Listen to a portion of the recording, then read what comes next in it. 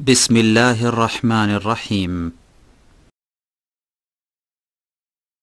ومن أحسن قولا ممن دعا إلى الله وعمل صالحا وقال إنني من المسلمين. بسم الله الرحمن الرحيم. الحمد لله رب العالمين والصلاة والسلام على سيد المرسلين نبينا محمد وعلى آله وأصحابه أجمعين. اللهم علمنا ما ينفعنا وانفعنا بما علمتنا إنك أنت العليم الحكيم.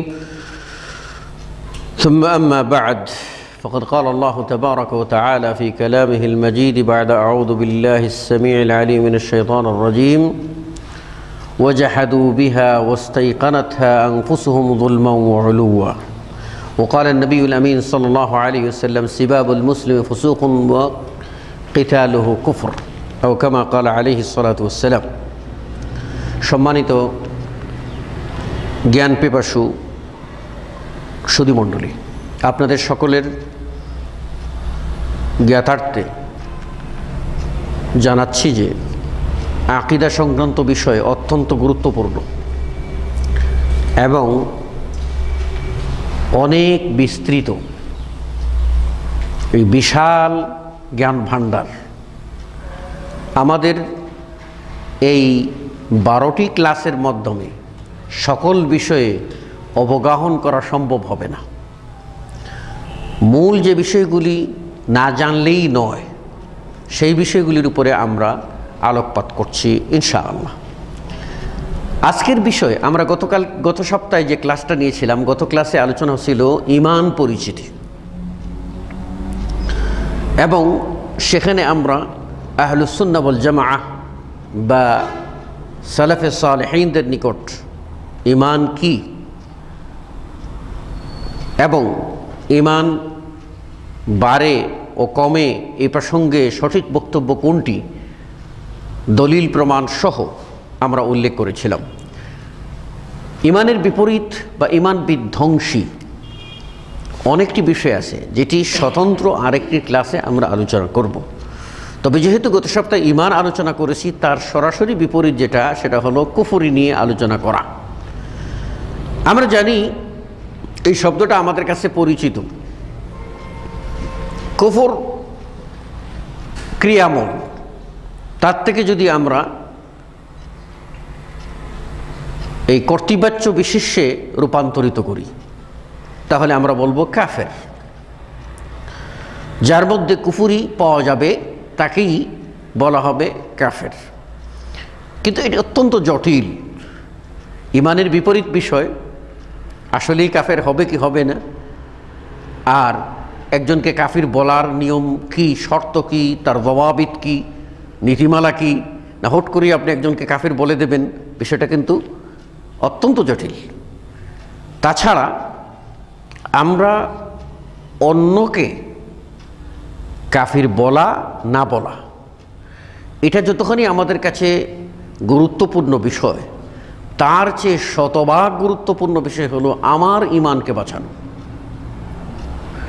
তার চেয়ে শতভাগ গুরুত্বপূর্ণ বিষয় হলো আমার ঈমান রক্ষা। তা আমার ঈমান রক্ষার স্বার্থে ঈমানের বিপরীত বিষয়গুলি সম্পর্কে আমার সম্যক ধারণা থাকা প্রয়োজন, যাতে কোনো অবস্থাতেই যেন আমার দ্বারা ঈমানের বিপরীত কোনো কর্ম সংগঠিত না হয়, আমি সজাগ ও সাবধান থাকতে পারি। আসুন, কুফরি পরিভাষায় এই কুফর শব্দটি আরবিতে কুফরুন, এই শব্দটি ব্যবহৃত হবে আবিধানিক অর্থে বলা হয়। এটা আমরা কিন্তু ঈমানের বিপরীত পরিভাষা, যেমন ঈমানের কিছু কিছু পরিভাষা সাংঘর্ষিক আছে, যেমন ঈমানের বিপরীত হলো কুফরি, এবং এই কুফর শব্দটার আবিধানিক অর্থ হবে কোনো কিছু ঢেকে দেওয়া। এই জন্য আবিধানিক অর্থে ভাষাবিদেরা বলে থাকেন যে এক অর্থে যিনি বীজ বপন করেন, কৃষক হন আর যেই হন যিনি বীজ বপন করেন, তিনি তো মাটির নিচে বীজটাকে লুকিয়ে দেন, ঢেকে দেন, তাই তিনিও আবিধানিক অর্থে কাফের। কিন্তু শরীয়তের পরিভাষায় কাফের কাকে বলা হবে? শরীয়তের পরিভাষায় আমরা আবিধানিক কাফের বলতে গিয়ে এখানে আমরা বলেছি যে কোনো জিনিসকে ঢেকে দেওয়া, কোনো জিনিসকে আড়াল করা, কোনো জিনিসকে লুকিয়ে দেওয়া, কোনো জিনিসকে অস্বীকার করা, সবটাই আপনার কুফর শব্দের অন্তর্ভুক্ত। কিন্তু পরিভাষায় কুফর বলা হবে প্রিয় নবী মুহাম্মদ রাসূলুল্লাহ সাল্লাল্লাহু আলাইহি ওয়াসাল্লাম যা নিয়ে এসেছেন তাকে অস্বীকার করা অথবা তার অংশ বিশেষকে অস্বীকার করা, এটা হচ্ছে কুফরি। আর আমরা ঈমানের ক্লাসে আলোচনা করেছিলাম যে ঈমানের অনেক শাখা প্রশাখা আছে। ঈমানের যেরকম শাখা প্রশাখা আছে তেমনি কুফুরেরও শাখা প্রশাখা আছে। আচ্ছা বলি তো, আমরা ঈমানের 70 ঊর্ধ্ব শাখা আছে, যে কোনো একটি শাখাকে আমরা ঈমান বলতে পারি। আমরা বললাম ঈমান মূল, আর ঈমানের যে কোনো একটি শাখাও ঈমান। অনুরূপভাবে কুফর মূল, আর কুফরের শাখা প্রশাখা যেটাই হবে সেটাও কুফর। ধরে নেন ঈমানের একটা শাখা হলো, ঈমানের একটা শাখা হলো রাসূল সাল্লাল্লাহু আলাইহি ওয়াসাল্লামের প্রতি ঈমান আনা। ধরে নেন এই শাখাটাকে বলতে হবে এটাও ঈমান। অনুরূপভাবে কর্ম বিষয়ক যদি আসি, এমন কাজ যেটা ঈমানের দাবি, সেটাও ঈমান। এই জন্য দেখবেন হাদিসে আছে লা ঈমান লিমান লা আমানাতা লাহু ওয়ালা দীন লিমান লা আহদা লাহু। যার আমানতদারি নাই তার ঈমান নাই। তাহলে এখানে আমানতদারি একটি বৈশিষ্ট্য, যা ঈমানের শাখা প্রশাখার একটি, কিন্তু সেটাকেও ঈমান বলা হয়েছে। অনুরূপভাবে কুফরি এর যে শাখা প্রশাখা আছে সেগুলিও কুফরি। আল্লামা ইবনুল কাইয়িম রাহিমাহুল্লাহ তিনি বলেন যে ঈমানের যেরকম শাখা প্রশাখা আছে, ঈমানের শাখা ঈমান, অনুরূপে কুফরি শাখাও কুফরি। আমরা যদি আহলুস সুন্নাত ওয়াল জামাআতের দৃষ্টিকোণ থেকে আসি, তাহলে আমরা বলবো কুফর এর শ্রেণীভেদে যখন আমরা আসবো তখন আমরা প্রধানত বলবো দুই প্রকার। একটা হচ্ছে বড় কুফরি। বড় কুফরি যেটা, সেটা হচ্ছে মুখরিজ আনিল মিল্লাহ, ইসলাম থেকে আপনাকে খারিজ করে দেবে। বড় কুফরি মুখরিজ আনিল মিল্লাহ, ইসলাম থেকে খারিজকারী। এবং বড় কুফরির জন্যই আল্লাহ রাব্বুল আলামিন জাহান্নাম নির্মাণ করেছেন। আল্লাহ বলছেন উইদ্দাত লিল কাফিরিন, জাহান্নামকে আল্লাহ কাফিরদের জন্য নির্মাণ করেছেন। সেই জাহান্নাম যারা বড় কুফরি, যাদের মাধ্যমে সংগঠিত হবে এবং তারা চির জাহান্নামী হবে। আর আরেকটা হচ্ছে ছোট কুফরি। আমরা বলবো ছোট কুফরি, বড় কুফরি আর ছোট কুফরি। বড় কুফরি যা ইসলাম থেকে খারিজ করে দেবে, চির জাহান্নামী করে দেবে। ছোট কুফরি ইসলাম থেকে খারিজ করবে না, কিন্তু সকল পাপের মা হিসাবে গণ্য হতে পারে। এটাকে কেন্দ্র করে যেমন মিথ্যা সকল পাপের মা বলা হয়, ঠিক অনুরূপভাবে ছোট কুফরি এটাকে ছোট বলে হেলায় উড়িয়ে দিলে এই কুফরির আবর্তে হারিয়ে গিয়ে ধ্বংস অনিবার্য হয়ে যাবে। এজন্য পাপ ছোট হলেও ছোট মনে করতে নাই। যদিও এটা ছোট কুফরি, ইসলাম থেকে আপনাকে আউট করে দেবে না। কারো মধ্যে ছোট কুফরি সংগঠিত হলে তাকে কাফির বলে আখ্যায়িত করে ইসলামী সমাজচ্যুত করা হবে, তা করা যাবে না। কিন্তু তাই বলে তার ওই কুফরি কাজটাকে মেনে নেওয়া যাবে, তাও করা যাবে না। কেননা এই অপরাধগুলি একের পর এক সংগঠিত হতে থাকলে বড় কুফরিতে রূপান্তরিত হয়ে লোকটির সর্বনাশ হওয়ার সমূহ সম্ভাবনা থাকবে। এক্ষণে আমরা যে বিষয়টা আলোচনা করব সেটা হলো বড় কুফরি। এই যে বড় কুফরি, আপনার 5 ভাবে হতে পারে। তার মধ্যে 1 নম্বর হলো, এই বড় কুফরির 1 নম্বর আমরা বলবো যে কুফরুত তাকযীব, মিথ্যায়ন দ্বারা কুফরি। মিথ্যায়ন, এই মিথ্যা বলে উড়িয়ে দেওয়া, ঈমানের বিষয়কে মিথ্যা বলে উড়িয়ে দেওয়া। কখন মানুষ মিথ্যা বলে উড়িয়ে দিতে পারে? যখন সে এটাকে জানে যে এটাই ঈমান। যারা মিথ্যায়ন করে তারা কিন্তু মৌলিকত্বকে অস্বীকার করে না, তারা সেটাকে অহংকার করে, দাম্ভিকতা দেখিয়ে, ভিতরে ভিতরে স্বীকার করার পরেও সেটা কি করে, ভিতরে ভিতরে স্থান দেওয়ার পরেও এটাকে সে স্বীকার করে নিতে পারে না, অহংকার করে। এই জন্য দেখেন, এই সৃষ্টি জগতের মধ্যে সর্বপ্রথম যে কুফুরিটা সংগঠিত হয়েছিল ইবলিসের মাধ্যমে। ইবলিস কুফুরি করেছিল অহংকার করে। সে কি আল্লাহকে চিনত না? আল্লাহর কুদরত সম্পর্কে তার কি জ্ঞান ছিল না? ছিল। আল্লাহ রাব্বুল আলামিন যখন আদমকে সিজদা করতে বললেন, তখন সে বলল, সে কি করলো? তার কথা আল্লাহ বলছেন, আবা ওয়াস্তাকবারা ওয়া কানা মিনাল কাফিরিন।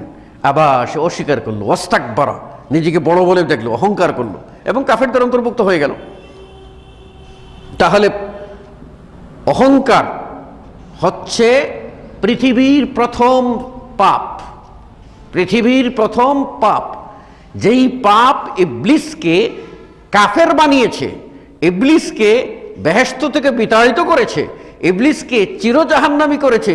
এমনকি ইবলিসের দোসর যারা হবে তাদেরকে দিয়েও আল্লাহ বলছেন জাহান্নামকে পূর্ণ করবেন। লাআমলাআন্না মিনক ওয়া মিম্মান তাবিআকা মিনহুম আজমাইন। তা আমি তোমাকে দিয়ে এবং তোমার অনুসারী যারা, তাদেরকে দিয়ে আমি জাহান্নামকে পুরা করব। তাহলে আপনারা লক্ষ্য করুন, অহংকার পৃথিবীর সর্বপ্রথম পাপ। যেই পাপটায় গড়িয়ে নিয়েছে অহংকারীকে কত নিচে, তাকে কাফির বানিয়ে দিয়েছে, বেহেশত থেকে বিতাড়িত করে দিয়েছে, তাকে চিরজাহান্নামী করে দিয়েছে। তার যারা অনুসরণ করবে তাদেরকে দিয়েও জাহান্নাম করা হবে। একটি অপরাধ। এই মিথ্যায়ন যারা করে, এরা হলো আপনার, যেমন আমাদের নবী মুহাম্মদ সাল্লাল্লাহু আলাইহি ওয়াসাল্লাম দাওয়াত দিয়েছিলেন, আরবের মুশরিকরা তার দাওয়াতকে মেনে নেয়নি। যারা মেনে নেয় নাই, তারা মুহাম্মদ যে সত্য নবী এটা কিন্তু তাদের বিশ্বাস ছিল। যেমন রসুলের চাচা আবু তালেব বিশ্বাস করতেন যে মুহাম্মদই সত্য নবী, মুহাম্মদের কাছে জিবরিল আসেন, এটা সত্য, কিন্তু তিনি মেনে নেন নাই বাপদাদার রসুম রওয়াজের দোহাই দিয়ে, এবং অস্বীকার করেছেন। এই জন্য আল্লাহ রাব্বুল আলামিন কোরআনুল কারীমে সূরা আন-নাহল, সূরা আন-নামলের 14 নম্বর আয়াতে বলছেন, ওয়াজাহাদু বিহা ওয়াস্তাইকানাতহা আনফুসুহুম যুলমান ওয়া উলুওয়া। ওয়াজাহাদু বিহা, আর তারা অন্যায় বলছে, তারা অন্যায় ও অহংকার বশত তা অস্বীকার করল। তাহলে তারা জানতো কিন্তু অস্বীকার করেছে, যুলমান ওয়া উলুওয়া, অন্যায় করে এবং অহংকার করে অস্বীকার করেছে।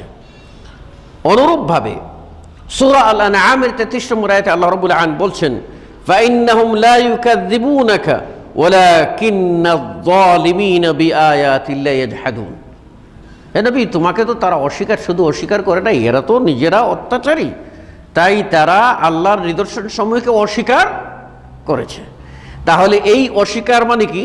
অর্থ হলো তারা এটা মিথ্যা জেনে উড়িয়ে দিয়েছে। তাই প্রথম প্রকার কুফরি হয় মিথ্যায়ন দ্বারা, কুফরুত তাকযীব হয়। দ্বিতীয় প্রকার কুফরি হয় অহংকার বশত কুফরি। এটা হচ্ছে কুফরুল ইবা ওয়াল ইস্তেকবার। প্রথমটা বলেছিলাম তাকযীব, বিশ্বাস আছে, জানে এটা সত্য, কিন্তু সেটা সে মানে না, উড়িয়ে দেয়। ঠিক আরেকটা হচ্ছে আপনার অহংকার বশত কুফরি। অহংকার বশত, এই অহংকার বশত কুফরি প্রথমটার সাথে কিছুটা সম্পর্ক আছে। অহংকার না থাকলে মিথ্যায়ন হয় না, এটা সম্পর্ক আছে। কিন্তু এখানে উল্লেখ হয়েছে এই জন্যই যেমন আমরা দেখতে পাই সূরা ইয়াসিনের ভিতরে আল্লাহ রাব্বুল আলামিন বলছেন, মা আনতুম ইল্লা বাশারুম মিসলুনা ওয়া মা আনজালার রহমানু মিন শাইইন আনতুম ইল্লা তাকযিবুন। যারা নবীদেরকে স্বীকার করে দেয় তাদের বক্তব্য আল্লাহ উদ্ধৃত করে বলেন, ওরা নবীদেরকে মেনে নিতে পারে নাই। কেন মেনে নিতে পারে নাই? নবীরা তাদেরই বংশের, তাদেরই মধ্যে জন্ম নিয়েছেন, তাদেরই গোত্রের লোক, তাদের স্বভাব প্রকৃতির লোক। তখন তারা বলল যে আমাদের গোষ্ঠীর, আমাদের মতো তারা হইয়া তারা নবুয়তি দাবি করছে, সুতরাং তাদেরই নবুয়তি আমরা মানতে পারি না। এখানে পার্থক্য হচ্ছে ওই ইবলিসের সাথে একটু পার্থক্য। ইবলিস অহংকার করে সে মানে নাই। এরা নিজেরা তার বংশ কৌলিন্যের দোহাই দিয়ে মানে নাই। এই বংশ কৌলিন্যের দোহাই দিয়ে যে এরাও মানুষ আমরাও মানুষ, এরা কি করে নবী হয়, এটা মানে নাই। এটাও হচ্ছে তাদের আপনার এক প্রকারের অহংকার। সে অহংকার করে মানে নাই, আর এর সাথে সাদৃশ্য তাদের ইবলিসের সাথে সাদৃশ্য আছে। এরপর তারা আবারও বলছে, আনু ও মেনু লিবাশারাইনি মিসলানা। তারা বলছে আমাদের মতো দুজন মানুষ, তাদেরকে আমরা নবী বলে বিশ্বাস করব। আমাদের নবী মুহাম্মদ সাল্লাল্লাহু আলাইহি ওয়াসাল্লাম যখন দাওয়াত দিয়েছিলেন, আরবের মুশরিকরা কিন্তু সেভাবেই করেছিল। তারা বলেছে, মা লিহাযার রাসূল ইয়ামশি ফিল আসওয়াক। তিনি কি করে রসুল হতে পারেন? তিনি তো বাজারে চলাফেরা করেন, তিনি খান পরেন, তাহলে তিনি রসুল হতে পারেন না। এইভাবে তারা আপনার নিজেদের বংশ কৌলিন্যের দোহাই দিয়ে অহংকার করে তারা কুফরি করেছিল। আরেক প্রকার কুফরি হচ্ছে আপনার কুফরুল ইরাজ,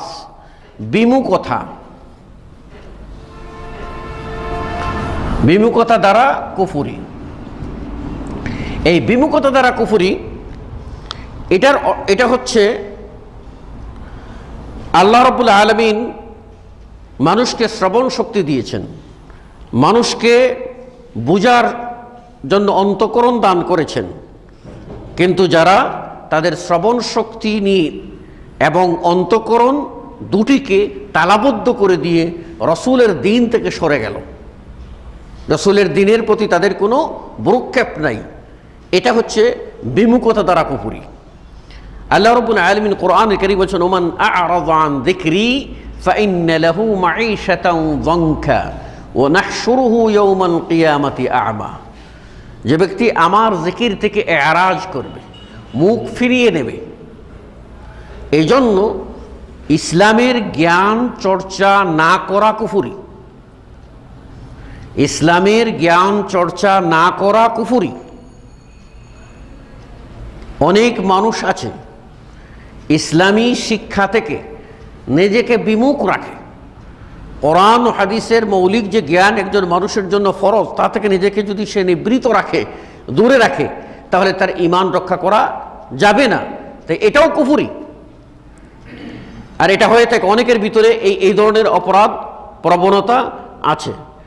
তাই তারা আপনার এই বিমুখতার কারণে না বলে সত্য, না বলে মিথ্যা, তাদের একটা মানসিকতা যে ঠিক আছে সত্যও বলবো না, মিথ্যাও বলবো না। এই মানসিকতা তাদের ভিতরে কাজ করে।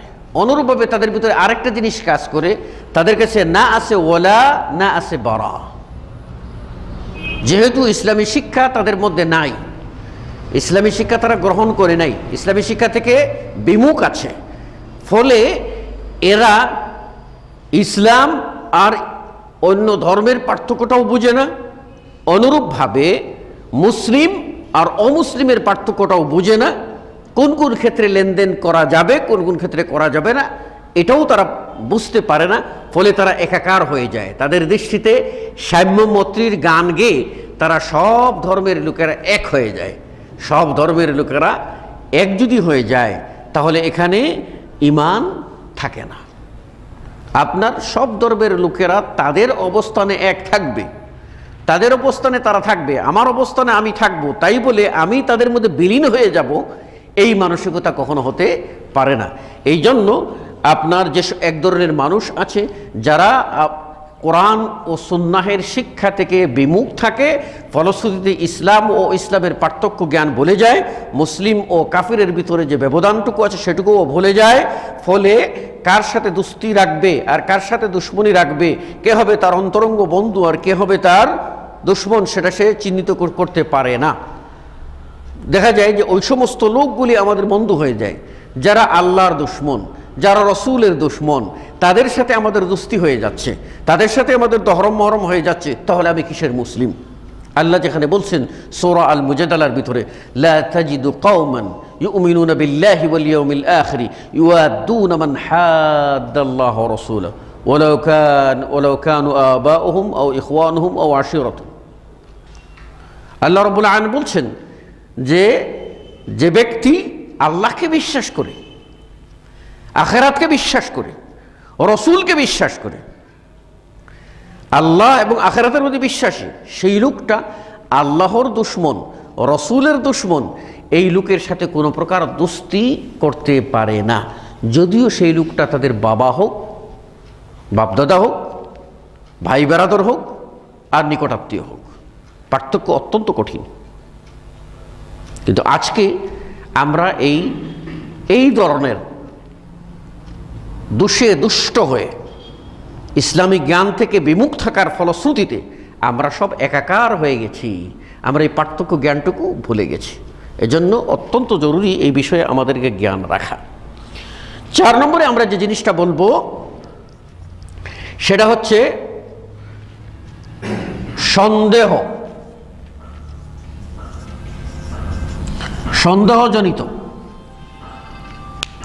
সন্দেহজনিত কুফরি। দেখেন, ইমানের বিষয়টা ফুটপাতের জিনিস না। ইমান অত্যন্ত গুরুত্বপূর্ণ জিনিস। ইমানের বিষয়ে আপনাকে যেরকম ইয়াকিন থাকতে হবে, ইমান যে সমস্ত বিষয়ে ইমান আনতে হবে তার কোনো একটিতে ন্যূনতম সন্দেহ থাকলে ইমানদার হতে পারবেন না। আল্লাহ রাব্বুল আলামিন কোরআনে হাকিম বলছেন, সুম্মা লাম ইয়ারতাবু, ইমান আনবেন আর এর উপরে আপনার সন্দেহ থাকবে, হতে পারবে না। সন্দেহমুক্ত নিশ্চিত বিশ্বাস হচ্ছে ইমান। এখন আপনি ইমানদার দাবি করবেন আর ইমানের বিষয়ে সন্দেহ করবেন, আপনি ইমানদার হতে পারবেন না। ধরে নিন আপনি ইমান বিল গায়ব, অদৃশ্য বিশ্বাসের অন্তর্ভুক্ত বিষয়, যেমন ধরেন আখিরাতের প্রতি ইমান। আখিরাতের প্রতি ইমান অন্তর্ভুক্ত করে মৃত্যুকে বিশ্বাস করা, কবরকে বিশ্বাস করা, কবরের আযাব অথবা কবরের নিয়ামত, কবরের জিন্দেগি, বরজখী জিন্দেগিকে বিশ্বাস করা, হাসর মাঠে উত্থান সেটা বিশ্বাস করা। এখন আপনি যদি এই বিশ্বাসের অন্তর্ভুক্ত কোনো একটা বিষয় যদি সন্দেহ থাকে, তাহলে কিন্তু আপনি ইমানদার হতে পারবেন না, এটা কুফরি। অনেক আছে, আমার সাথে বিতর্কের সময় একজন জাহেল তো দূরের কথা, একজন আলেম বিতর্কের এক পর্যায়ে বলে ফেলেছে যে এই যে পরকাল আর জান্নাত জাহান্নামের কথা বলছি, এগুলি মানুষকে একটু দমিয়ে রাখার জন্য, না আদৌ জাহান্নাম আছে? যদি কোনো মুমিন যদি এই সন্দেহ করে, তাহলে কি তার ঈমান থাকবে? বলেন, কোন তার ঈমান থাকবে? কোনো ঈমান থাকবে না। একজন ব্যক্তি যদি বলে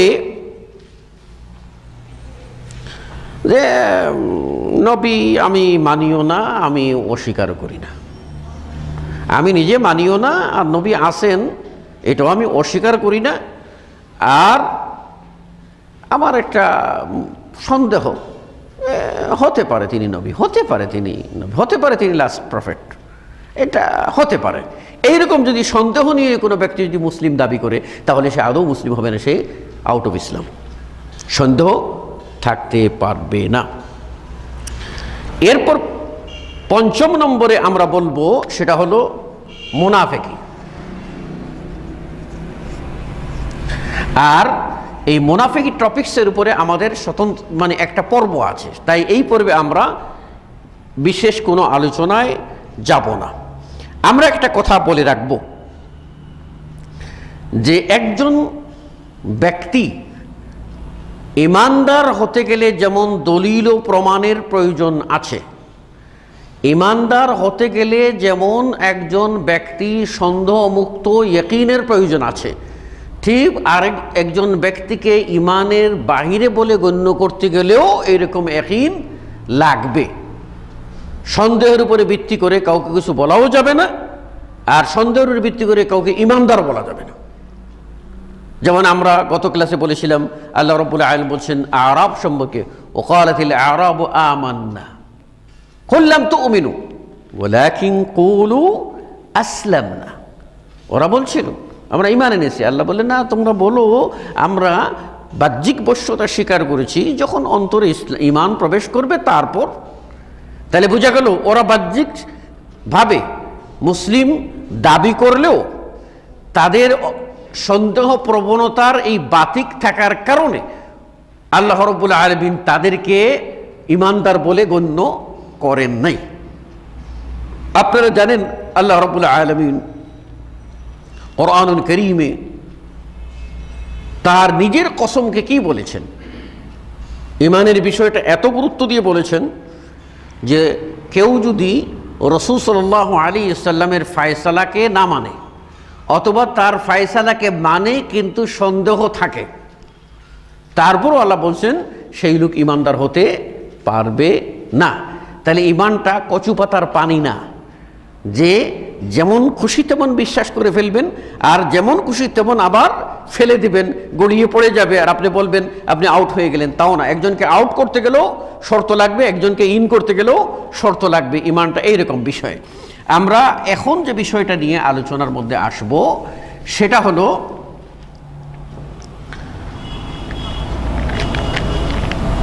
কাউকে কাফের বলতে গেলে, অর্থাৎ কাউকে কাফের বলে হুকুম দেওয়া, কাফের বলে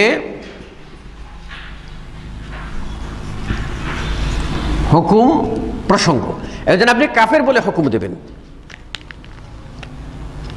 একজনকে ইমানদার বলে হুকুম দিতে গেলেও আপনার ইমানের যে শর্তগুলি তার ভিতরে আছে কি না এটা যেমন যাচাই করতে হয়, ঠিক কাফের বলে কাউকে গণ্য করতে গেলেও আপনার শর্ত বিবেচনায় নিয়ে আগাতে হবে।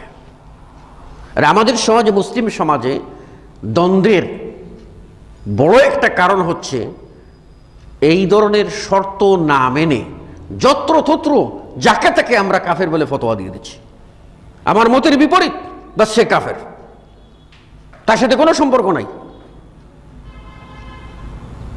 পরশুদিন এক ভদ্রলোকের কথা শুনলাম, তিনি বলছেন যে আমি ওহাবিদেরকে মুসলমানই মনে করি না, ওহাবিদেরকে আমি মুসলমানই মনে করি না। কথার কথা বলে ফেললেন, এত সহজ। একজন মুসলিমকে আপনি কাফের বলবেন, এটা আপনার অধিকার নাই। তাই এই বিষয়ের মধ্যে আমাদেরকে মূল দুটি শর্ত লাগবে, প্রধান দুটি শর্ত। একটা হলো দলিল প্রমাণ পেশ করা। কারোর বেলায় কুফরির হুকুম লাগাইতে গেলে দলিল লাগবে। এই দলিল দুটি অর্থে আসবে। একটি অর্থ হচ্ছে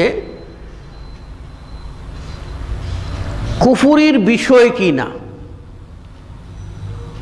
অর্থাৎ কারো ভিতরে কারো থেকে কোনো কথার প্রকাশ পেয়েছে অথবা কোনো কর্ম প্রকাশ পেয়েছে, যেই কথা ও কর্ম সংগঠিত হইলে কাফেরের অন্তর্ভুক্ত হবে কি না, এই দলিলগুলি আগে যাচাই করতে হবে। এটা হলো এক নম্বর। কারো কাছ থেকে কোনো কথার প্রকাশ পেয়েছে, কোনো লিখনি প্রকাশ পেয়েছে, কোনো আমল প্রকাশ পেয়েছে, তাই এই বিষয়গুলি আপনাকে কোরআন ও হাদিসের দলিল দিয়ে আগে প্রমাণ করতে হবে যে এই কাজগুলি কুফরি কাজ কি না।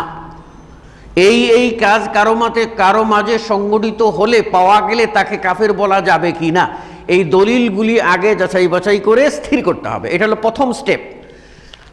সেকেন্ড স্টেপ হবে আপনার ওই লোকটা, যাই লোকটার মধ্যে এই ধরনের দোষ পাওয়া গেছে, সেই লোকটার সামনে দলিল আদিল্লা পেশ করা।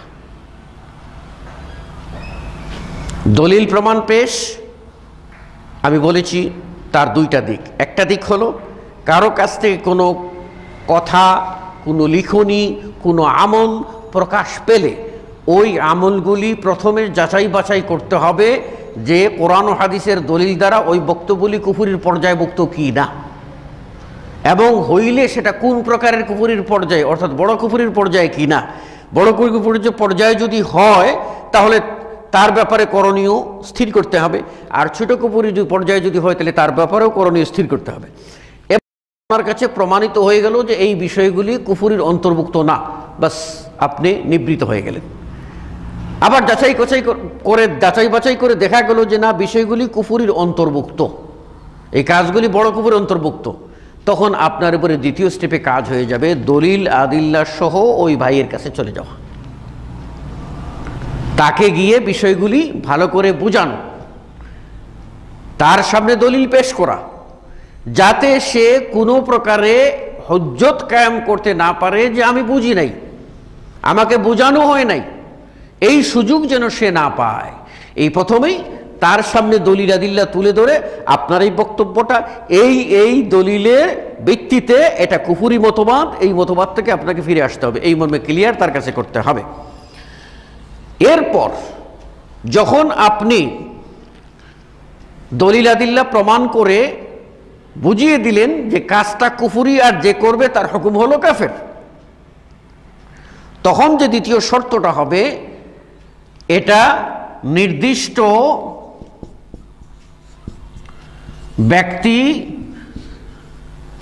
ব্যক্তির বেলায় প্রযোজ্য হবে। এটার অর্থ কি? আপনি যখন একজন ব্যক্তিকে জানবেন এই লোকটাই কাজটা করেছে, আপনি ওই লোককে কেবলমাত্র বলতে পারবেন আপনি যিনি দলিল প্রমাণ পেশ করেছেন। যিনি দলিল প্রমাণ পেশ করেন নাই, তার সম্বন্ধে যাচাই বাছাই করেন নাই, তিনি কিন্তু নির্দিষ্ট করে কাউকে কাফের বলতে পারবেন না। তিনি শুধুমাত্র জেনারেলি বলতে পারবেন এই কাজ কারো মধ্যে সংগঠিত হইলে সে আউট অফ ইসলাম হয়ে যাবে। কিন্তু একজন মুসলিম, তার ভিতরে যদি কুফরি সংগঠিত হয়, দলিল আদিল্লা পেশ করবেন, যিনি পেশ করেছেন তিনিই কেবল গিয়ে বলবেন যে আপনাকে বুঝাইলাম, বুঝ মানলেন না, তখন আমার বিশ্বাস আপনি কাফের হয়ে গেছেন। আমার বিশ্বাস এটা আমি প্রমাণ করেছি, দলিল আমি বলবো, কিন্তু আমার আরেক ভাই প্রমাণ করেন নাই, তিনি না জেনে কোনো মন্তব্য করবেন না। এগুলি করতে গেলে ফাসাদ সৃষ্টি হবে। তাহলে আমরা বলতে পারলাম প্রথমে দলিল আদিল্লা প্রমাণ করা, আর দলিল আদিল্লা প্রমাণের দুটি স্টেপ বললাম। ফার্স্ট স্টেপে তার কাজগুলি কুফরি কি না দলিল দিয়ে যাচাই করা, আর সেকেন্ড স্টেপ হচ্ছে ওই লোকটাকে দলিল আদিল্লা দিয়ে বোঝানোর পরে যখন ওই মানবে না, তখন নির্দিষ্ট করে কেবলমাত্র ওই ব্যক্তিকে যিনি দলিল প্রমাণ পেশ করেছেন তিনি কেবল তাকে কাফির বলে জানবেন। এবারে আমি যে প্রসঙ্গটা নিয়ে আসবো সেটা হলো আল্লাহ রাব্বুল আলামিন আমাদের জন্য বিধান দিয়েছেন, আমরা ঈমান এনেছি, কোরআন আমাদের দস্তুর। এখন যদি কেউ কোরআন ও হাদিস বিরোধী কোনো ফায়সালা দিয়ে দেয়, তাহলে সেই লোকটির ব্যাপারে আমাদের বক্তব্য কি হতে পারে?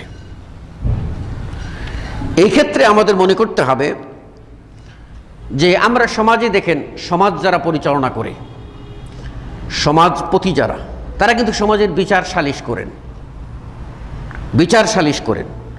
এই বিচার সালিশ করতে গিয়ে অনেক সময় অজ্ঞতাবশত ভালো করতে গিয়ে মন্দ করে ফেলেন। আমি আপনাদের একটা উদাহরণ দিই। ধরে নেন একটা যুবক, সে বেবিচারে লিপ্ত হয়ে গেছে। তার বিচার কি? শরীয়ত বলছে ফাজলিদু কুল্লা ওয়াহিদিন, প্রত্যেককে কি করবা? মিআত জালদা, 100টি বেত্রাঘাত করতে হবে। শরীয়ত কিন্তু এর শাস্তি বলে দিয়েছে, এখানে দুটি জিনিস বলে দিয়েছে। একটা জিনিস হচ্ছে কতটি প্রযোজ্য হবে বলে 100টি। কি প্রযোজ্য হবে বলে? বেত। কথা কি বুঝতে পারছেন? 100টি। আর কি? বেত। এখন আপনি বেত বাদ দিয়ে যদি পাথর মারেন 100টা, সংখ্যা ঠিক রাখছেন আপনি 100, কিন্তু মারলেন কি? পাথর। আল্লাহ বলছেন আপনাকে জলদ বেতরাঘাত, আপনি বেতরাঘাতটা চেঞ্জ করে বললেন যে 100 আছে, 100টা পাথর মেরে দাও। তাহলে সেখানে আপনি আপনি কি করলেন? ফয়সালাটা দিয়ে দিলেন, ফয়সালাটা কোরআন ও হাদিস বিরোধী হয়ে গেল, যদি আপনি ভালো কাজ করতে গেছেন। অনেকেই আছে আমাদের সমাজে আছে, দেখবেন যে এই ধরনের কিছু সালিশ করতে গিয়ে দেখা যায় শরীয়তে কিন্তু ওই রকম বিচার নাই। দেখা যায় যে একটা জুতার গলা মালায় দিয়ে একটা চক্কর দাও, এগুলি সমাজে আছে না, করায়। কিন্তু এই কাজটুকু করানোর অধিকার তাদের নাই। বলবেন আমাদের হাতে তো প্রশাসনিক ক্ষমতা নাই, আমরা এই বিচারটা করতে পারবো না। তো আপনাকে আপনার প্রশাসনিক ক্ষমতা নেই, আপনি বিচার করতে গেছেন কেন? বলে তাই বলে কি অন্যায় আমাদের চোখের সামনে হবে, আমরা বাধা দেব না? বলে হ্যাঁ, এটা ইমানি দায়িত্ব, আপনি বাধা দেবেন। এই বাধা দিতে গিয়ে আপনি শরীয়তের মধ্যে যতটুকু সম্ভব সেটুকু আপনি বাস্তবায়ন করবেন। শরীয়তের মধ্যে যতটুকু সম্ভব সেটুকু আপনি বাস্তবায়ন করবেন, শরীয়তের বাইরে গিয়ে কিছু করবেন না। বলুন, ওখানে শরীয়ত বলে দিয়েছে মাত্রা কত? 100টি। আর কি হবে? বেত। এবার আপনার ক্ষমতা নাই 100টি বেত মারার। 100টি বেত যদি মারেন তাহলে ও দুর্ঘটনা হতেও পারে, আর সেই ক্ষমতা যেহেতু আপনার নাই, তা আপনি যখন করতে গেছেন সামাজিক সালিশ, তাহলে আপনি প্রকারটা ঠিক রাখেন, আপনি নিয়ে আসেন, বেতই মারেন, কিন্তু আমি ওই 100 পর্যন্ত যাওয়ার ক্ষমতা আমার নাই। হে আল্লাহ, তোমার বিধানে আমি এই বিধানটা শ্রদ্ধা রেখে এটুকু করলাম। এটা যদি করেন একজন ব্যক্তি, তখন দেখা যাবে যে অন্তত বলতে পারবেন যে তিনি শরীয়তের একটা জিনিসের অংশবিশেষ তার সাধ্য অনুযায়ী বাস্তবায়ন করেছেন।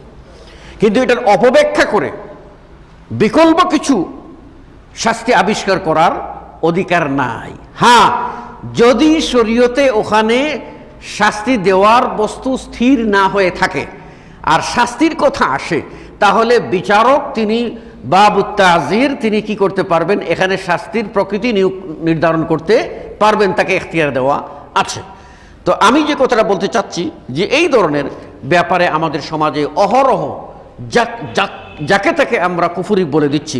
আমরা যখন এই বিচারককে কিছু বলতে যাব তখন আমরা 4টা বিষয় খেয়াল করব। 1 নম্বর,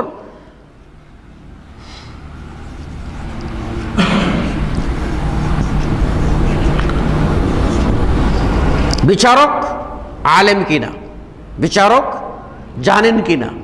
বিচারক যদি না জেনে জাহিল হয়ে থাকেন এই মাসআলায়, তাহলে এই মাসআলায় তাকে আপনার কাফির বলা যাবে না।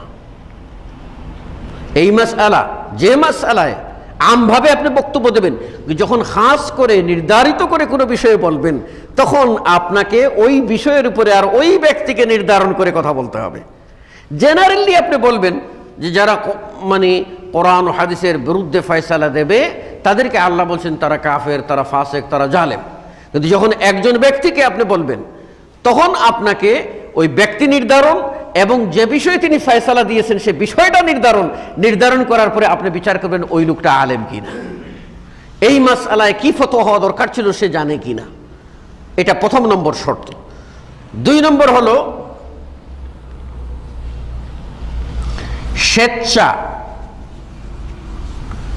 স্বেচ্ছায় বিচার করা।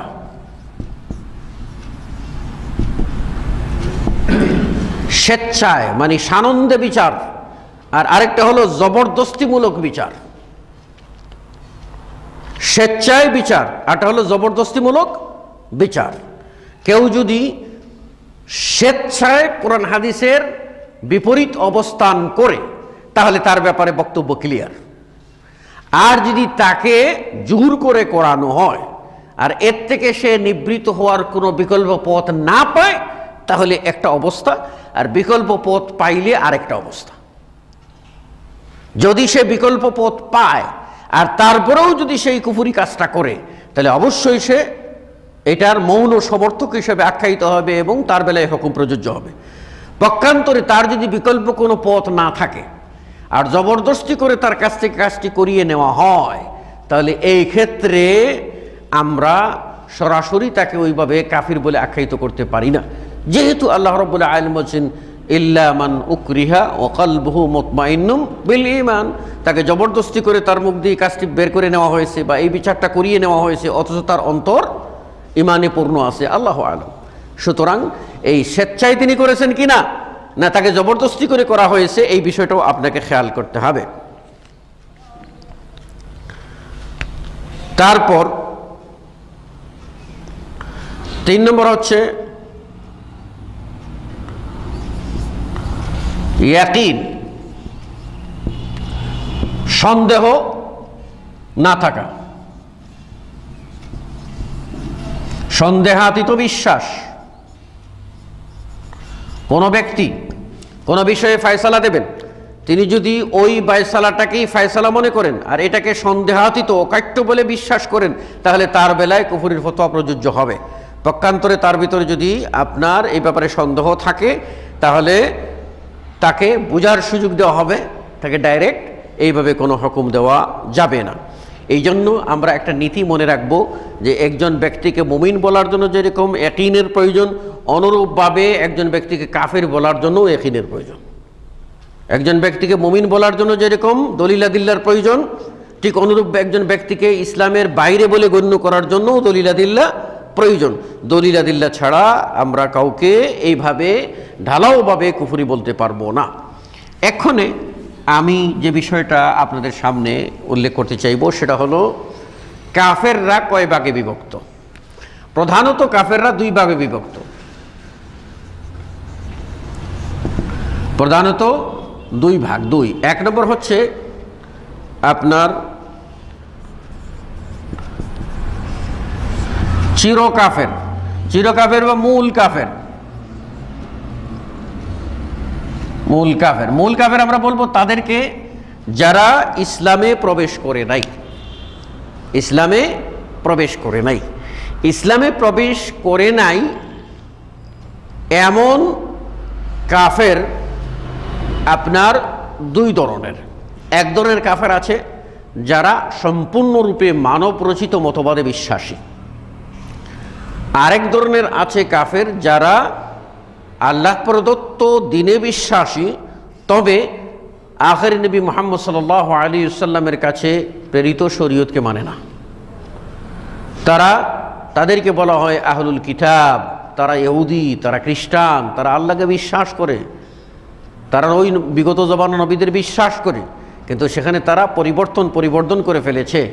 সেই কারণে তারা হচ্ছে আপনার ইসলামে প্রবেশ না করার কারণে, চাহে তারা আল্লাহর অস্তিত্বকে স্বীকার করুক আর না করুক, আর বিগত কোনো ধর্মের অনুসারী হোক, যেগুলিকে আল্লাহ ব্যান করে দিয়েছেন, যেগুলিকে আল্লাহ রাব্বুল আলামিন বাতিল করে দিয়ে আখির নবী মুহাম্মদ রাসূলুল্লাহ সাল্লাল্লাহু আলাইহি ওয়াসাল্লামকে পেশ করেছেন, এবং কোরআন বিগত সকল কিতাবের উপরে প্রভাব বিস্তারকারী হিসেবে আল্লাহ রাব্বুল আলামিন দান করেছেন। এই বিশ্বাস না করার কারণে এরা আপনার ইহুদি হোক, খ্রিস্টান হোক, বৌদ্ধ হোক, শিখ হোক আর হিন্দু হোক, যারা হোক, সকলেই আপনার মূল বিবেচনায় এরা কাফের, এরা আউট অফ ইসলাম, আলাদা শ্রেণী।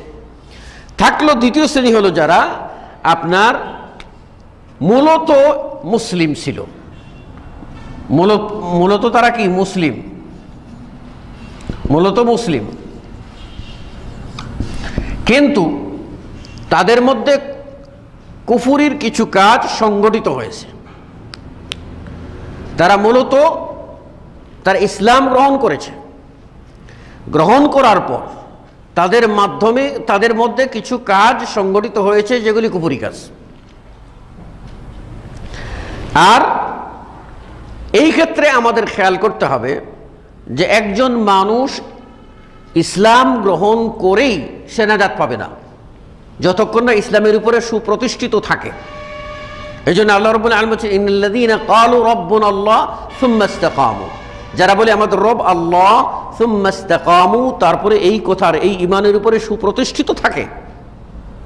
আল্লাহ নবীর সাহাবী যখন আল্লাহ নবীকে জিজ্ঞাসা করছিলেন, তখন আল্লাহ নবী তাকে ওসিয়ত কি করেছিলেন যে কুল আমানতু বিল্লাহ সুম্মা ইসতাকিম, বলো আমি ঈমান এনেছি আল্লাহর প্রতি, আর তার এই কথার উপরে তুমি সুপ্রতিষ্ঠিত থাকো, ইস্তেকামত তোমার জন্য হয়, তাহলে একজন মানুষ মুসলিম হলেই, ইসলাম গ্রহণ করলেই সে পার পাবে না যতক্ষণ না ইসলামের উপরে সে সুপ্রতিষ্ঠিত থাকবে।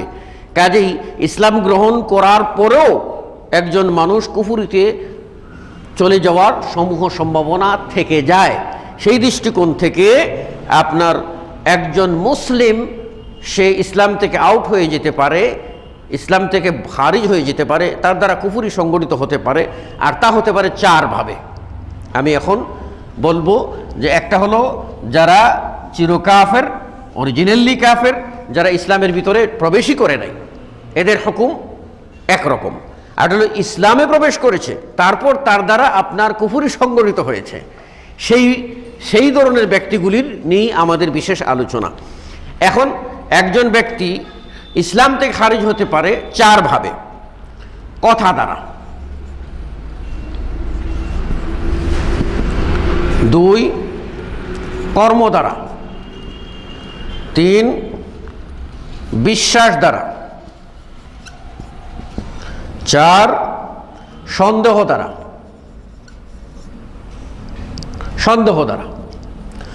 কথা দ্বারা কুফরি, যেমন একজন মুসলিম, সে মুসলিম দাবি করলো, অথচ সে আল্লাহকে গালি দিল, তার রসুলকে গালি দিল,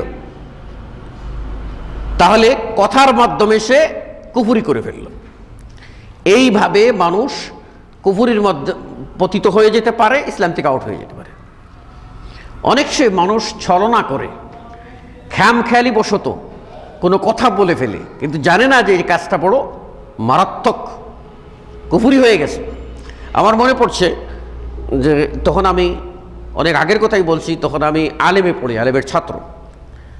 তো এক ভদ্রলোক, তিনি এই বর্ষাকালে ইরি উঠাইয়েছেন, ইরি ধান আছে না, ইরি ধান উঠাইয়েছেন, স্কিম উঠাইয়া সিদ্ধ করে সেগুলি শুকানোর জন্য বাড়ির আঙ্গিনায় উঠানে ছড়িয়ে দিয়েছেন। তিনি তার কন্যারা সহ, পুত্রবধূ সহ সকলে মিলে, মোটামুটি কয়েকজন মিলে মেহনত করে এগুলি ছড়িয়ে দিয়েছেন। তো ছড়িয়ে দেওয়ার পরপরই হঠাৎ করে আকাশ মেঘাচ্ছন্ন হয়ে গেল, এক্ষুনি বোধহয় বৃষ্টি নামবে, ঝড় আসবে, অন্ধকার হয়ে এলো। যদি বৃষ্টি নামে ধানগুলি ভিজে যাবে, যে জন্য দিয়েছিলাম সেটা তো পুরা হবে না। তাই কে কোথায় গেলি, তাড়াতাড়ি আয়, দৌড়ে আবার ধানগুলি গুছাইতে গেল। গুছায়ে স্তূপ দিয়ে উঁচু জায়গায় রেখে ঢেকে দিল, যাতে বৃষ্টিটা গড়িয়ে যায় আর ধানে না পড়ে। এবার মেহনত শেষ, ধান গুছানো শেষ, স্তূপ দেওয়া শেষ, ঢেকে দেওয়া শেষ, কিছুক্ষণের মধ্যে বৃষ্টি না এসে আবার রোদ উঠে গেল। এরকম ঘটে না? রোদ উঠে গেছে। এখন ওই লোকটা এই যে মেহনত করছে, অতিষ্ঠ হয়ে গেছে, কষ্টের মধ্যে বলে ফেলতেছে যে আল্লাহর দুষ্টামি আর বরদাস্ত হয় না। কথাটা বুঝতে পারছেন? আমি আমার শোকানে শুনেছি, মানে এই বৃষ্টি আসবে, আবার বৃষ্টি আবার নিয়ে নিল, এত মেহনত করলাম, মানে এই যে কথাটা, সে আল্লাহর শানে কি করে, আল্লাহকে গালি দিয়ে দিল। আল্লাহর শানে আল্লাহর সন্তান আছে এই বিশ্বাস করা,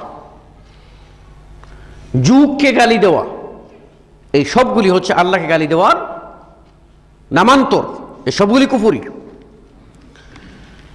কর্ম বিষয়ক, কর্মের মাধ্যমে একজন মানুষ দ্বারা কুফরি সংগঠিত হইতে পারে, সেটা ছেড়ে দেওয়ার মধ্যে হতে পারে, করার মধ্য দিয়ে হতে পারে। কুফরি, আল্লাহ রাব্বুল আলামিন কোনো কাজ নিষেধ করেছেন, সেই কাজটা সে যদি করে আর সেটা তাকে কাফির গণ্য করার মতো হয়, তাহলে সে ইসলাম থেকে আউট হয়ে যাবে। অনুরূপভাবে আল্লাহ রাব্বুল আলামিন করতে বলেছেন আর সে ওটা ছেড়ে দিল, এই ছেড়ে দেওয়াটাও হচ্ছে একটা আমল, আর এই আমলের কারণেও সে কি হয়ে যাবে, ইসলাম থেকে আউট হয়ে যাবে। তার মধ্যে উল্লেখযোগ্য হচ্ছে যেমন সলাত আদায় করা, 5 ওয়াক্ত সলাত ফরজ। এই সলাত যদি কেউ স্বেচ্ছায় আদায় না করে, সজ্ঞানে সে আদায় না করে, তাহলে সে আর ইসলামের ভিতরে থাকতে পারবে না।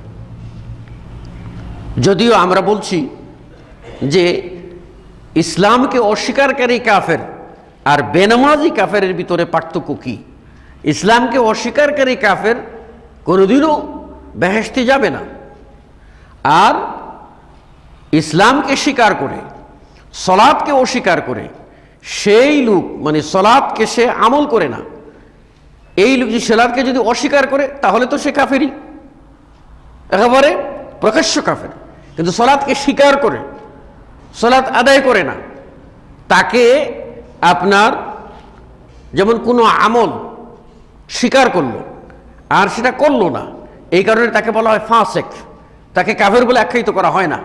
কিন্তু সলাৎ একমাত্র ব্যতিক্রম ইবাদত, যে ইবাদতের ব্যাপারে সাহাবায়ে কেরামদের অভিমত ইমাম ইবনে হাজম উল্লেখ করেছেন যে সাহাবায়ে কেরাম রিজওয়ানুল্লাহি আলাইহিম আজমাইন তারা একমত ছিলেন যে লোকটা সলাৎ আদায় করে না সে মুসলমান না। একমাত্র ইবাদত, কোনো ব্যক্তির উপরে হজ ফরজ, স্বীকার করে হজ ফরজ, হজ করে না, সে ফাসেক। কিন্তু ওমর রাদিয়াল্লাহু আনহু শক্ত করে বলছেন যে আমার মনে চায় যে আমি চলে যাই ওই বস্তিতে যে লোকের উপরে হজ ফরজ হয়েছে আর তারপরে হজে আসে নাই, তাদের উপরে গিয়ে আমি ট্যাক্স বসিয়ে দেই, কর বসিয়ে দেই। এরপরে তিনি বলছেন মা হুম বিমুসলিমিন, তারা মুসলমানই না। এটা তার কঠিন অবস্থান। কিন্তু আহলে সুন্নাত ওয়াল জামাত বিভিন্ন দলিল আদিল্লা সামনে রেখে একথা প্রমাণ করেছে যে কেউ যদি কোনো ফরজকে ফরজ হিসাবে জানে আর সে তার ব্যক্তিগত ত্রুটির কারণে, গাফলতির কারণে আদায় না করে, তাহলে সে হবে ফাসেক। তাকে ইসলামের খারিজ বা আউট বলা যাবে না, ইল্লা সলাত বাদ দিয়ে। তবে আমাদের অনেক আলিম আছেন যারা সলাত ত্যাগকারীকে আপনার কাফের বলতে রাজি নন। কেন রাজি নন? কারণ তাদের দৃষ্টিভঙ্গিতে ঈমান হলো স্থূল বস্তু, এটা বাড়েও না কমেও না। কাজী যেহেতু আশহাদু আল্লা ইলাহা ইল্লাল্লাহ ওয়া আশহাদু আন্না মুহাম্মাদুর রাসূলুল্লাহ বলে ফেলেছে, কাজী এতে জীবনেও নামাজ যদি নাও পড়ে তাহলে সে মুসলিম। তাদের দৃষ্টিভঙ্গি থেকে আমলকে ঈমানের সংজ্ঞা থেকে তারা বাইর করে দেন, যেটা আমরা গত পর্বের ক্লাসে আলোচনা করেছি। আর আমরা বলবো যে আমল অবশ্যই, আমলের মাধ্যমে ঈমান আছে কিনা তার প্রমাণ আর অসংখ্য দলিল আদিল্লাও আমরা গত পর্বে ক্লাসে দিয়েছি। কাজেই একজন ব্যক্তি আপনার সলাত ত্যাগের মধ্য দিয়ে যেহেতু সাহাবায়ে কেরাম এটাকে কুফরি বলে আখ্যায়িত করেছেন, তাই আমরাও বলবো কেউ যদি কর্মগত কুফরি হচ্ছে সলাত ত্যাগ করে দেওয়া। অনুরূপভাবে কর্মগত কুফরি হচ্ছে কোনো গণকের কাছে যাওয়া, কোনো রেখাবিদের কাছে যাওয়া, তার কাছে গিয়ে ভাগ্য গণনার জন্য হাত পাতা। আচ্ছা, কেন সে কাফের? কারণ ঈমানের 6টি রুকুনের একটি হলো আল ঈমানু বিল কাযা ওয়াল কদর, তকদিরের প্রতি বিশ্বাস করা। যেই লোকটা তকদিরের প্রতি বিশ্বাস করলো, সেই লোকটা কেমন করে আরেকজন সৃষ্টির কাছে গিয়ে বলে দেখো তো আমার তকদিরে কি আছে, আমার ভাগ্যে কি আছে, এটা যাচাই করতে যায়। প্রকারান্তরে সে তকদিরকে অস্বীকার করেছে, সে আল্লাহর ফয়সালাকে অস্বীকার করেছে, চলে গেছে একজন মানুষের কাছে যে মানুষ সীমিত জ্ঞানের অধিকারী।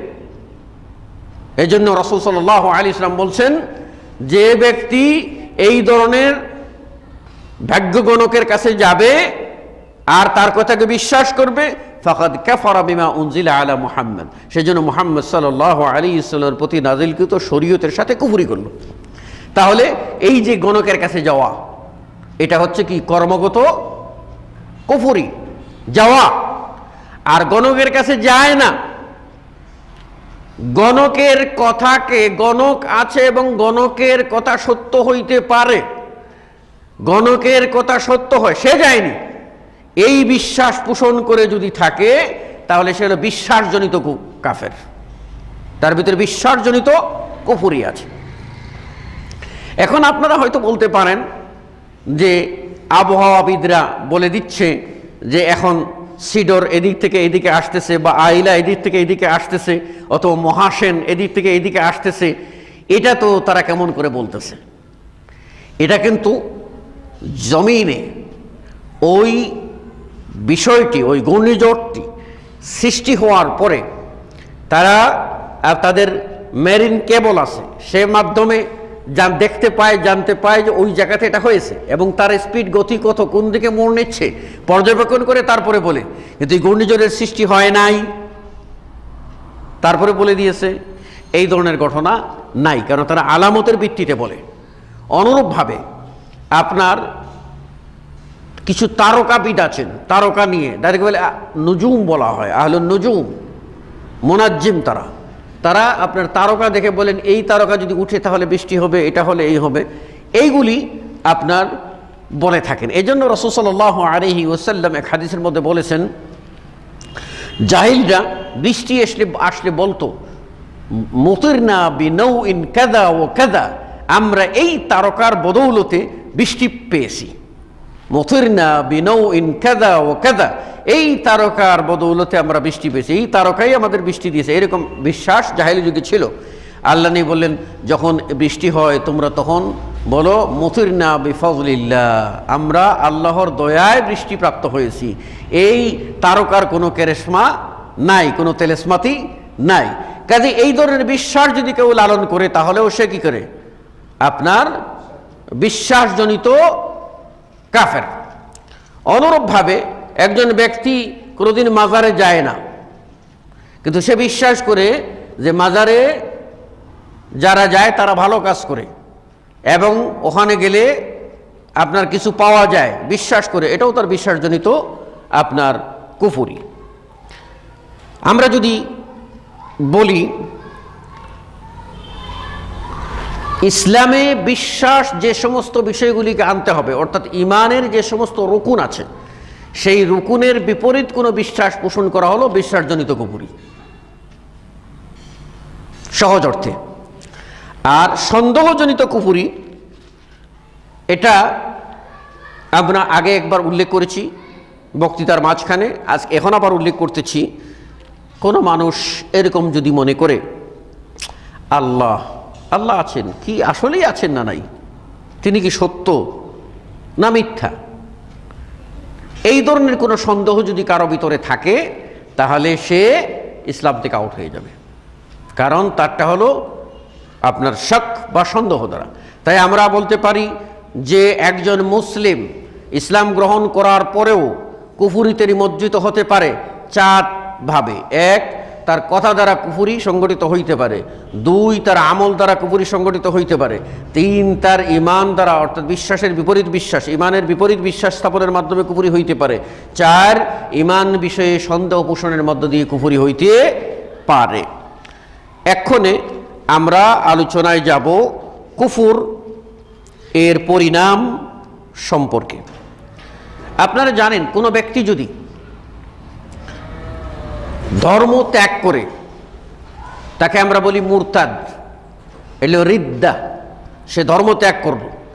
ধর্ম ত্যাগ করা তার শাস্তি শরীয়তে মৃত্যুদণ্ড বলে উল্লেখ করা হয়েছে। আল্লাহ বলছেন মান বাদ্দালা দীনা, যে তার দিনকে বদলায়ে ফেলে, ধর্ম ত্যাগ করে ফেলে, ফাকতুলুহু, তাকে হত্যা করে ফেলো। আমরা এই মর্মে একটা দলিল দেখতে পাই যে সাহাবী আবু মুসা আল আশআরী, তিনি ছিলেন ইয়ামানে। মুআজ ইবনে জাবালকে যখন পাঠানো হলো, মুআজ ইবনে জাবাল যখন পৌঁছলেন তখন আবু মুসা তাকে স্বাগত জানালেন। আবু মুসা আল আশআরী রাদিয়াল্লাহু আনহু তাকে স্বাগত জানালেন এবং তাকে বসতে আপনার বললেন, স্বাগত জানিয়ে বসতে বললেন। তো মুআজ রাদিয়াল্লাহু আনহু দেখতে পেলেন একটা লোককে আপনার বেঁধে রাখা হয়েছে, একটা লোককে বেঁধে রাখা হয়েছে। তো মুআজ জিজ্ঞেস করলেন, কেন এই লোকটাকে বেঁধে রাখা হয়েছে, কেন, কে? তখন আবু মুসা আল আশআরী রাদিয়াল্লাহু আনহু বলেন, এই লোকটা ছিল ইহুদি, পরে ইসলাম গ্রহণ করে এরপর আবার সে তার পুরানা ধর্মে ফিরে যায়, অর্থাৎ খারাপ দিনে ফিরে যায়, ইসলাম ত্যাগ করে, তাই তাকে বন্দী করা হয়েছে। তখন মুআজ ইবনে জাবাল রাদিয়াল্লাহু আনহু বললেন, আল্লাহর ফয়সালা অনুযায়ী এই লোকটাকে যতক্ষণ পর্যন্ত তুমি হত্যা না করবে ততক্ষণ পর্যন্ত আমি বসবো না। আবু মুসা আশআরী রাদিয়াল্লাহু আনহু মুআজ ইবনে জাবাল রাদিয়াল্লাহু আনহুকে বসার জন্য তিনবার অনুরোধ করলেন, পরপর তিনবার যে আপনি বসুন। কিন্তু মুআজ ইবনে জাবাল রাদিয়াল্লাহু আনহু আল্লাহর ফয়সালার ব্যাপারে এত শ্রদ্ধাশীল ছিলেন, তিনি বলেন এই লোকটা যেহেতু আপনার ইসলাম গ্রহণ করে আবার ইহুদি হয়ে গেছে, কাজেই এই লোকটা মোরতাদ, যতক্ষণ না পর্যন্ত আল্লাহর ফয়সালা কার্যকর হবে ততক্ষণ পর্যন্ত আমি বসবো না। তারপরে আবু মুসা আশআরী রাদিয়াল্লাহু আনহু এই লোকটাকে হত্যার হুকুম দিলেন। এরপর মুআজ ইবনে জাবাল রাদিয়াল্লাহু আনহু বসলেন। আপনারা বুখারীর ৬৯২৩ নম্বর হাদিস এবং সহিহ মুসলিমের ১৭৩৩ নম্বর হাদিসে এই ঘটনাটা আপনারা পাবেন। তাহলে বোঝা গেল ধর্ম এটা খেলার বস্তু না, ঈমান খেলার বস্তু না, আর কুফর এটাও খেলার বস্তু না। যাকে তাকে আমরা কাফির বলে দেব, আবার যাকে তাকে আমরা মুমিন বলেও আখ্যায়িত করব। ইসলামে প্রবেশ করতে গেলে যেরকম দলিল লাগবে, ইসলাম থেকে বাহির করতে গেলেও তাকে দলিল প্রমাণের মাধ্যমে বাহির করতে হবে। এখানে কোনো প্রকার স্বেচ্ছাচারিতা চলবে না, গায়ের জোরে আপনার বাঁকা